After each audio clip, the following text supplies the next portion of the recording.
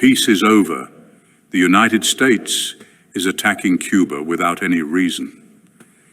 In a move that has made a lot of people around the world angry, former President Donald Trump reversed an order by President Joe Biden, putting Cuba back on the list of countries that support terrorism. This event marks a new chapter in the already tense relationship between the US and Cuba. Many leaders and organizations around the world are criticizing this decision. They are also questioning if this policy will work and what Trump's real reasons are for doing this. Putting Cuba on this list is not new. When Trump was president before, he put Cuba on the list, saying that Cuba supported guerrilla groups like the ELN in Colombia and that Cuba was involved in activities that were making Latin America unstable. But in 2021, President Biden took Cuba off the list. He said there wasn't enough proof to keep Cuba on it. Now Trump is back in politics and always criticizing President Biden. He has decided to put Cuba back on the list. Trump's office released a statement explaining the decision. They said that Cuba is still friends with authoritarian and terrorist regimes, and this is dangerous for the safety and stability of the region. Cuban President Miguel Díaz-Canel said Trump's decision was an insult and an abuse of power. In an official statement shared on his social media and Cuban state media, Díaz-Canel accused Trump of continuing hostile and outdated policies against Cuba. This is nothing more than a show of imperialist arrogance that tries to continue punishing our people for choosing their own destiny, he said. The Cuban president also said that this action aims to justify further strengthening the economic blockade against Cuba, which has already caused serious damage to the national economy and the well-being of Cubans. He also urged the international community to reject what he called a unilateral and arbitrary decision. Cuba wasn't the only country that disagreed with this decision. The government of Bolivia also said they were against Trump's action. In a statement, Bolivia's Ministry of Foreign Affairs said the decision was baseless and part of a political strategy to continue aggression against the independent nations of Latin America.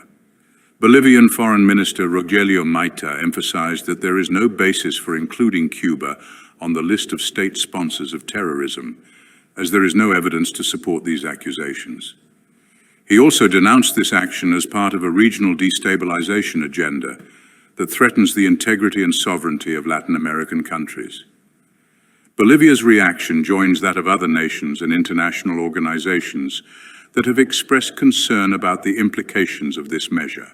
Being on the list of state sponsors of terrorism automatically comes with penalties in different areas, like economic restrictions, limited access to international financial markets, and obstacles to international cooperation. Many political analysts have pointed out that this move could also be part of Trump's strategy to strengthen his support among Cuban-American voters in Florida, a key electoral stronghold in American politics. However, critics of the measure argue that the real impact falls on the Cuban people, worsening their economic and social situation. Putting Cuba back on the list comes at a very difficult time for the island. The Cuban economy is facing one of its worst crises in decades, made worse by the US embargo and the COVID-19 pandemic. This action could make it even harder for Cuba to get money from international lenders and hinder the country's economic recovery. On the other hand, the Cuban government could use this situation to reinforce its narrative of resistance against US imperialism, which could help to consolidate domestic support amid growing criticism of economic management and the lack of democratic reforms. Donald Trump's decision to put Cuba back on the list of state sponsors of terrorism not only rekindles historical tensions between the two countries, but also creates a significant impact in the region and the international community. While some see this measure as a tool to pressure the Cuban government, others interpret it as an unjustified act that perpetuates the suffering of the Cuban people. With the US presidential election on the horizon, this measure could also have a domestic political background, seeking to consolidate the support of key sectors. However, its real impact on bilateral relations and the daily lives of Cubans will be a topic that will continue to generate debate in the coming months. Looking ahead, one question looms: could the end of the blockade against Cuba be near?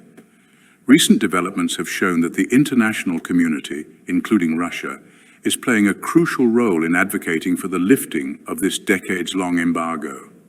Russia, a longtime ally of Cuba, has intensified its diplomatic efforts to push for an end to the blockade. In various international forums, including the United Nations, Russian officials have argued that the embargo is not only unfair, but also counterproductive to global stability.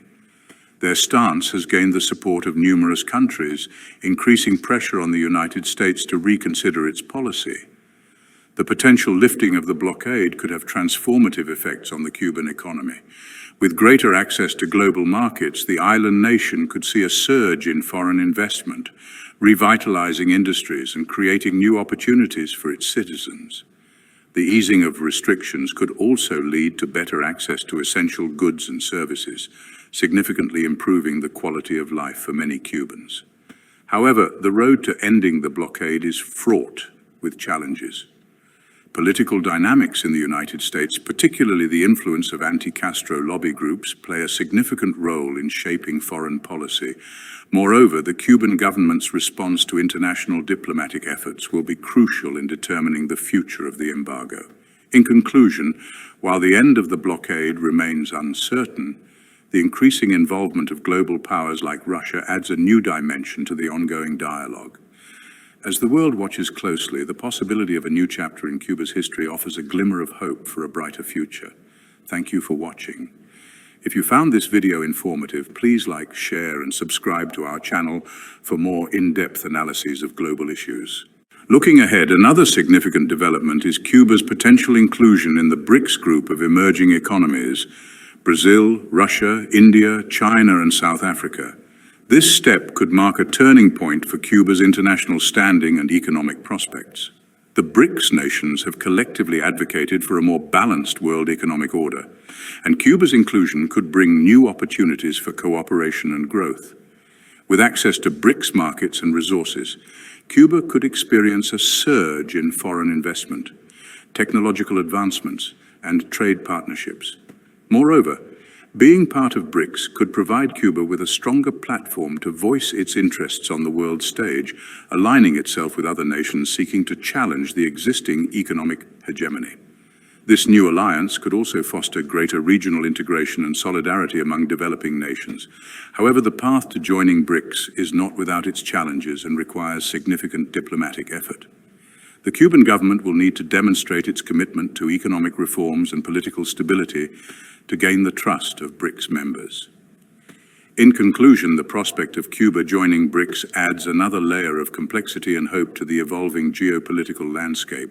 As the world watches closely, this potential inclusion could herald a new era of prosperity and collaboration for the Cuban people.